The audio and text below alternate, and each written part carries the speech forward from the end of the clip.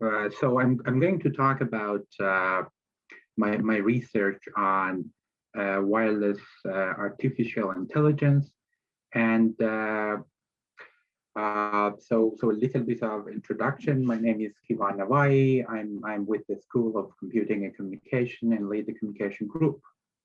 You know, the formality of the names here are my PhD students, for which I'm going to talk about the results of their work.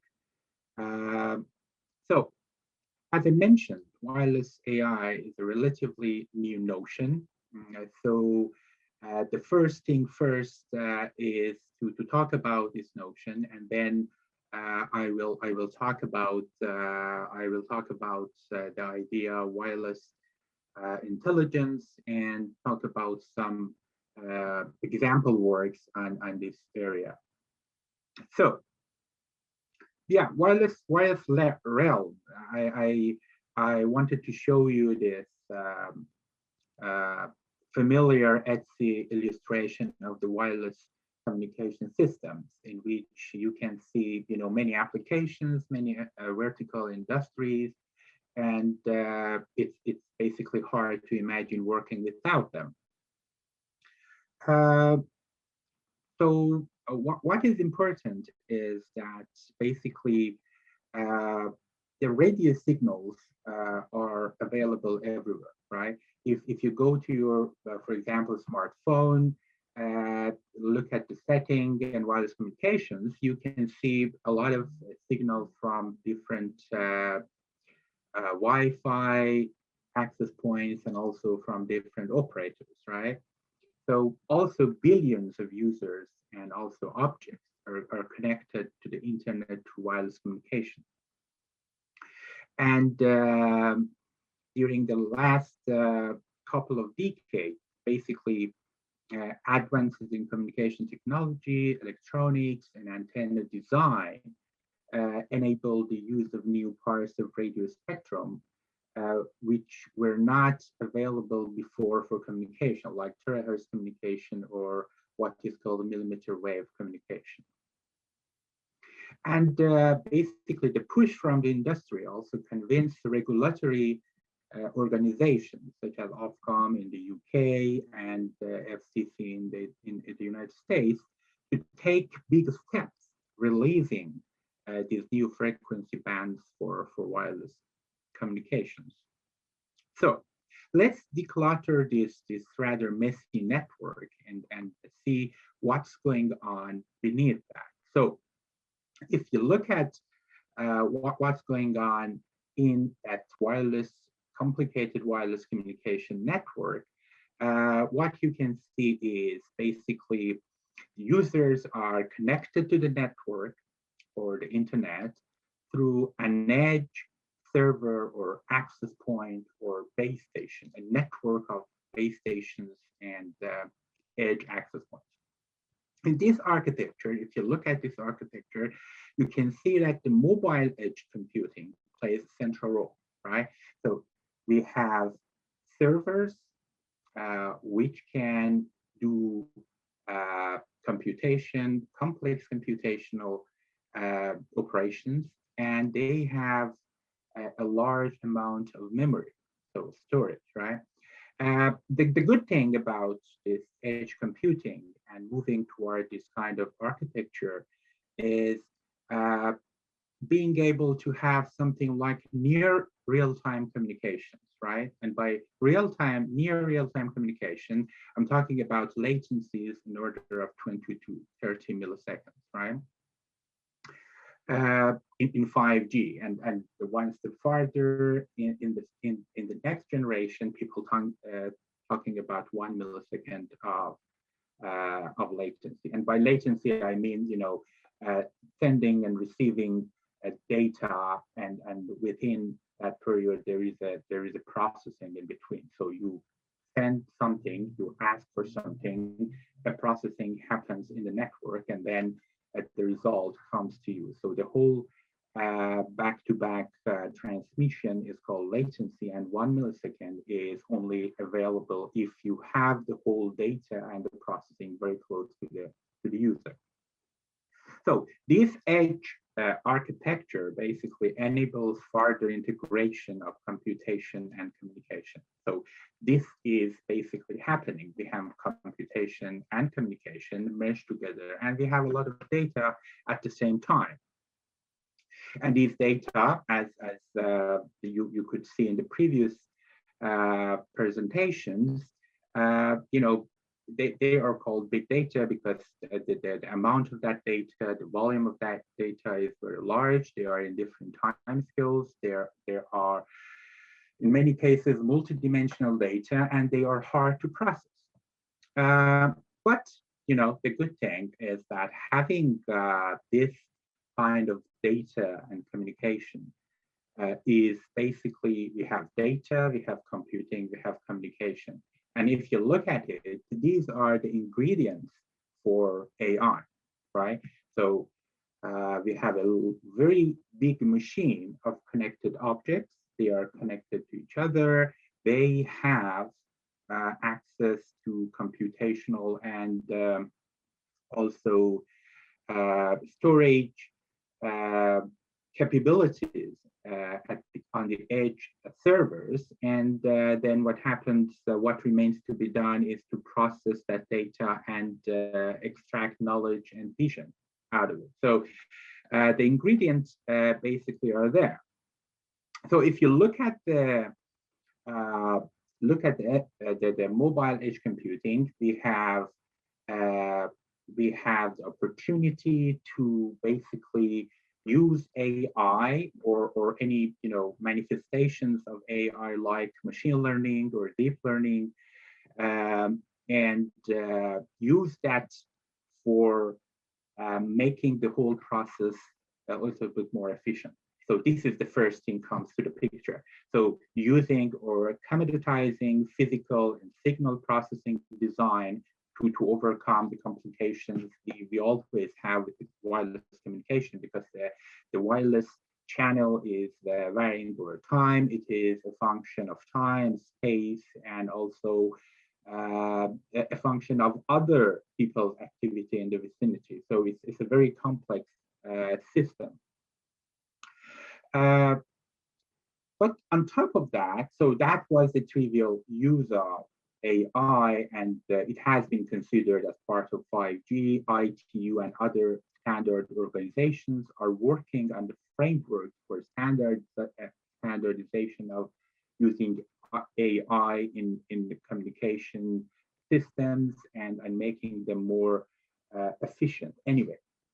But there is another dimension to that. New frequencies which were not available before for communication, they can be used for sensing as well. Like the one in terahertz communication, they haven't been available for wireless communication before because of the loss in wireless communication, because of the technology.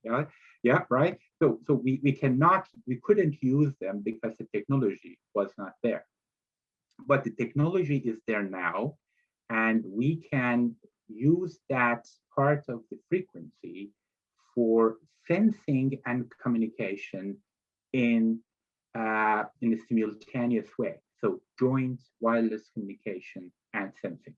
So what happens is that we have deep learning, we have sensing, and we have active radio waveform. And if we put them together, it is like we have a vast ecosystem of connected devices. And these devices many of them are smart devices. So it's like the brain. So we have a lot of basically neurons. They are connected to each other, and they can process data. And on top of that, we have good progress in deep learning. These days you don't need to be worried about security issues when you do model training. You can do it in like federated learning style. You can also go for unsupervised learning techniques, so you don't need a lot of annotated data, and the sensing can be something which is commoditized by the AI and used in favor of the whole process. So if we want to provide a definition for wireless AI, is a combination of deep learning and sensing an active radio waveform, which creates a new class of use cases that can intelligently add value in a variety of applications and services. In other words, basically, wireless AI uses this vast wireless interconnected system of objects as an adaptive sensing machine to feed the AI. So we have an adaptive sensing machine, adaptive data collecting machine to feed the AI. Let's have a closer look and see what is the AI, what AI can do for us. So if we look at the data life cycle in a wireless communication network, so we have entities who are receiving data. We have entities which are custodians of data, like the cloud service providers, edge providers. We have data consumers, like the individuals, the governments, industry, et cetera. And we also have data generators, right? And given the fact that we have smart objects connected to the internet, they are everywhere. And they collect data in different time scales. Some of them, they generate data every 1 millisecond. One of them generate data every day, so in different time scales with different kind of meaning and implications. So AI can enhance and change almost every step in this process, right? So for example, predicting the trend in different time scales enable proactive control, right? So if you can predict what is happening in the future, you can proactively control and basically allocate resources to ensure a consistent quality of experience provisioning to the user. AI principle can be also applied in multiple time scales on different aspects of the application, and basically cover the whole life cycle. So as you can see AI when we sense data. You can see AI when you do the network device control, when you have access, when you generate data, when you basically predict the situation of the system, in deployment, in design of the network. So as you can see, in different time scales and different dimensions of the network. For example, using AI, you can have autonomous network in which you don't need to calibrate and configure every single network entity. And it basically provides you a lot of gain on the overhead. My research in particular is focused on what is shown here as data custodians and data generators. So the part of the research I'm going to talk about and show you some simple examples are basically in these two parts of the whole data life cycle. And I show you some use cases and ways of working with the data and this huge machine of data generation. So the first example I'm going to show you is wireless AI application in surveillance and crowd management. So as I told you, we have a lot of tools in our toolbox. So the wireless communication technology has been progressed during the last two, 3 decades, and basically we can do whatever we want with the electromagnetic waves, and we are getting very good in processing signal. We can do it efficiently. We can change the setting of the transmitters and receivers very quickly, and we can do active and passive sensing. What I'm going to talk about in this particular use case is something which is called passive sensing. So the idea is the following. We have radio signal. We use them for communication. We transmit them like everywhere. So we have an antenna. We transmit the data. Everybody receives in the area receives the electromagnetic wave generated by the antenna, transmitted by the antenna, and some of these electromagnetic energy and electromagnetic waves, they are reflected back to the transmitter, right? So you receive some signal that you already transmit, and this reflected signal has features of the objects and the environment in them. So this is the main principle, which is also used in radar systems. So you transmit something, you get reflection back from the object, and then you can see, for example, a jet is basically moving toward you, or basically moving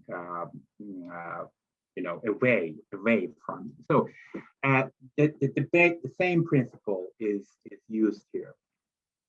So you have receiver which receives the information you already generated, and the waves you already generated to transmit data, not necessarily to send something. You already transmit that information to transmit data. So nothing has been changed in the communication system. AI that sits on top of that, look at the received signal, and we can do many things with that. Of course, it's not an easy task. There are features. We need to look at the features. We need to find that features, and we can do many things. For example, you can see number of peoples. You can even predict whether one of those people in the area, they fell, right? One of them is armed. The other one has some kind of fever, or even their moves, right?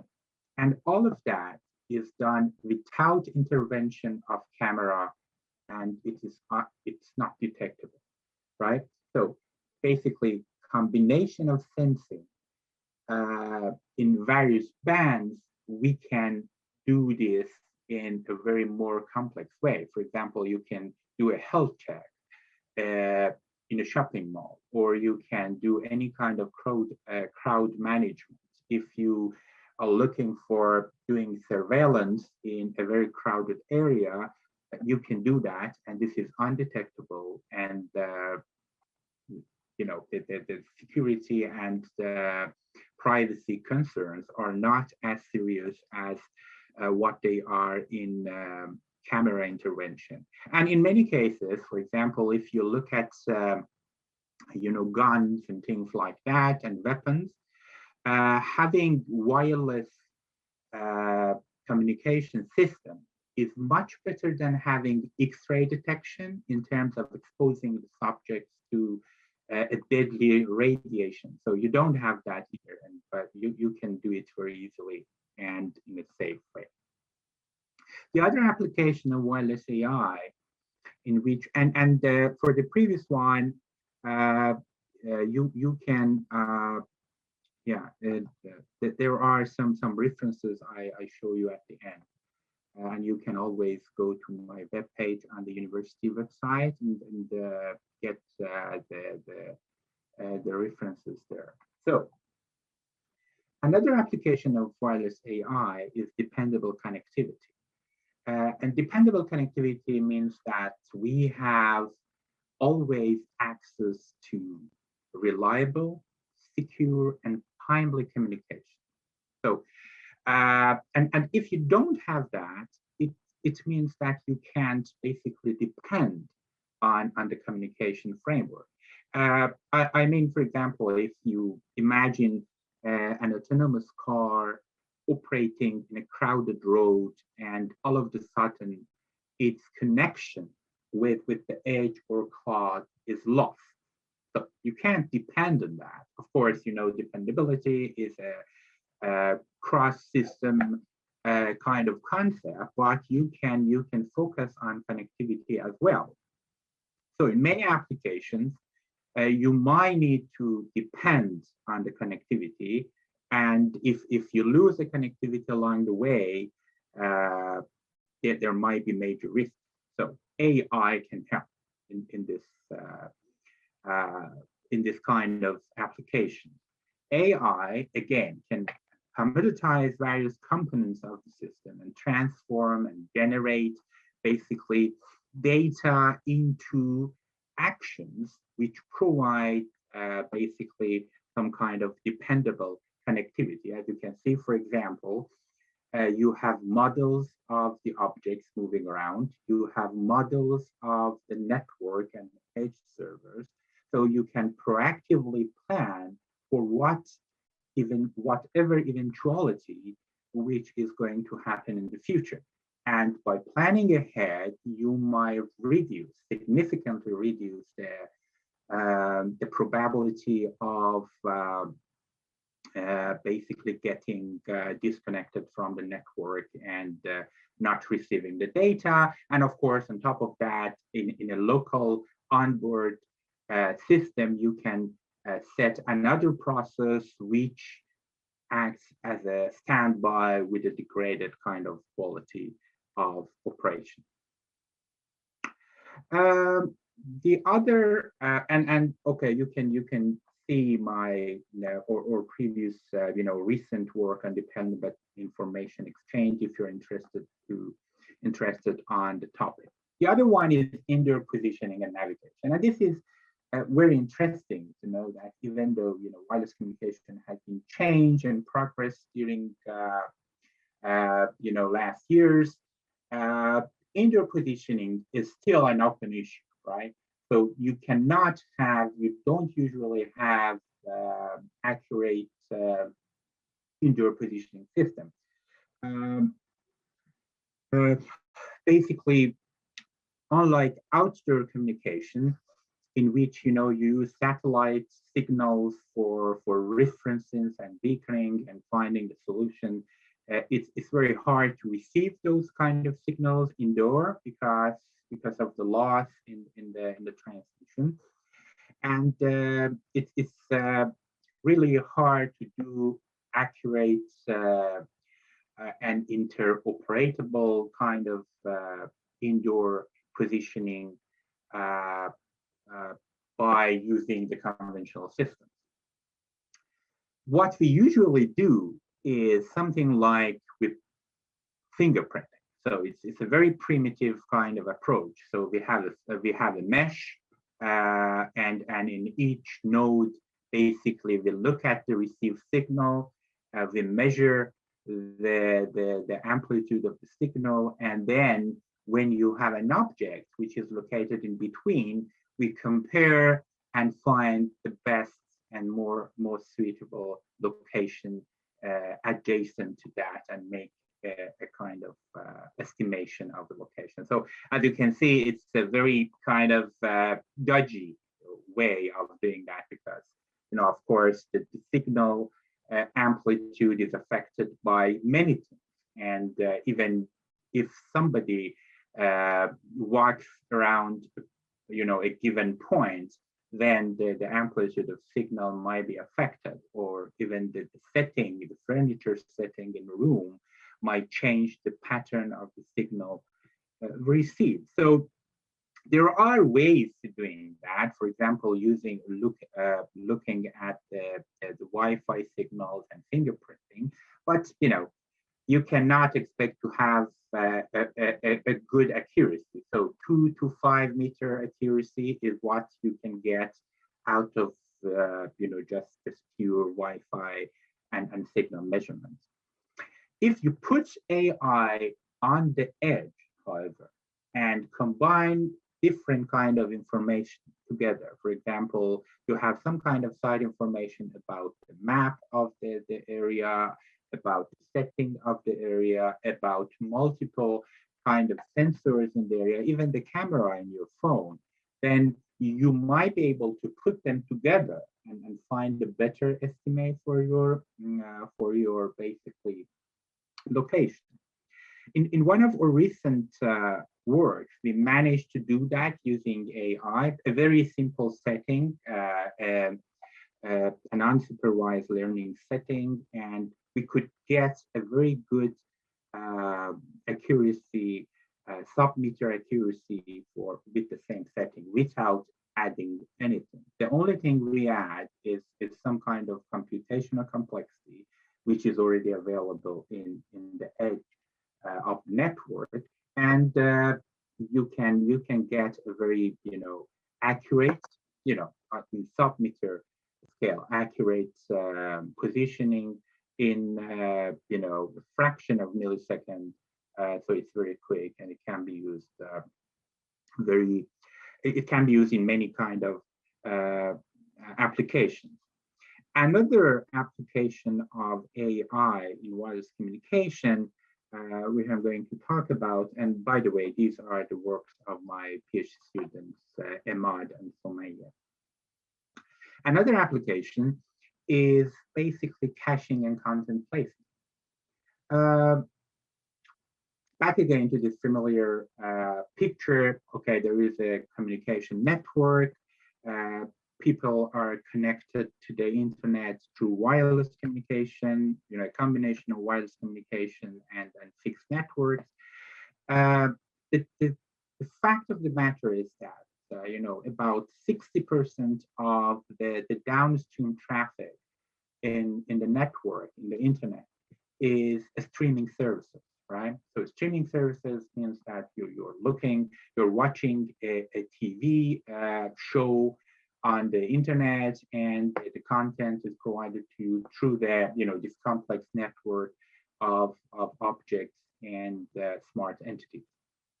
So streaming is a booming industry, right? And it remains to be a very important part of the communication. Caching is very important for streaming, and by caching I mean you bring the content closer to the user. So instead of, for example, when you look at your favorite, when you are going to watch your favorite show on Netflix, you are not exactly connected to the Netflix in California. You are connected to a hub which has your data in it, and it has been downloaded on that, using different kind of technique or during different time of the day. So the content is strategically placed close to the consumer of that content. Of course, in Netflix and other content providers, they usually use a combination of optimization and machine learning techniques to do that. But this is only about the content. In some cases, you need to have the processes close to the user. For example, if you are doing something in real time, you need to have the process very close to you, so you can do the processing in an edge node, which is very close to you, to reduce the latency, right? So. So AI basically can train different kind of models for the users, for the network, for the taste of the users in watching and accessing content. And it's not just for streaming, it could be for any kind of critical application. And, it reduced the carbon footprint, one of the most important things. When we look at the communication networks and sustainability and their importance in our day-to-day life, we need to look at the negative side of it, which is carbon footprint. And of course, the communication, every single bit you transmit over the internet, it energy, and you need to transmit it in shorter distances to reduce the energy and transmit less of that data to reduce the energy. And of course, there is a trade-off between computation and